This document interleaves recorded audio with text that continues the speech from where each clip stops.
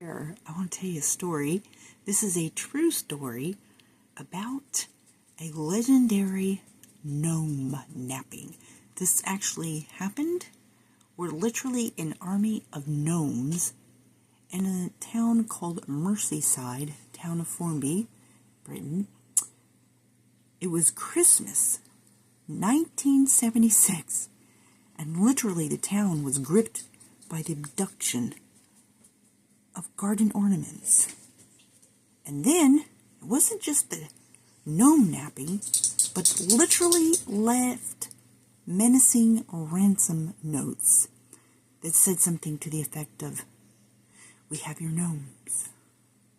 You have 72 hours to take 25 pence to the car park of Safeway near Bowling Green, or your gnomes will go away." And one of the gnomes was on a concrete base and was literally broken because it was ripped and only its feet were left behind. So this is the story of how that happened. And for almost 50 years, it remained a mystery. So some teenager was just walking by one day and just randomly thought to himself, what is up with these gnomes?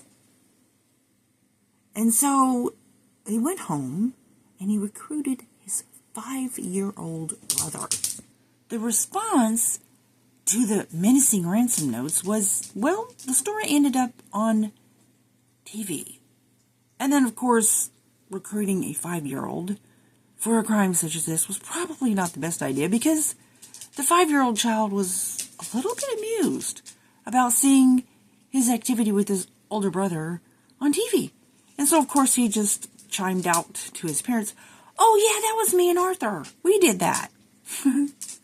And so the parents, horrified that this now probably known around the nation, because it was on the news, swore them to secrecy, because they didn't want their family to go down as the one who stole the gnomes. And so they did return the gnomes. Well, kind of, sort of.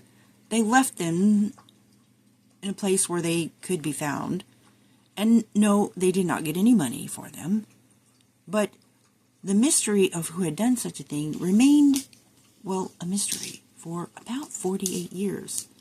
So then BBC 2, that is BBC Radio 2, recently revisited the story, and one of the family members called in and said that was in fact done by my cousin, who had even told that story post Boxing Days. And so the guy named Arthur, who once upon a time was a teenager and did call in and fessed up live on air and begged for forgiveness.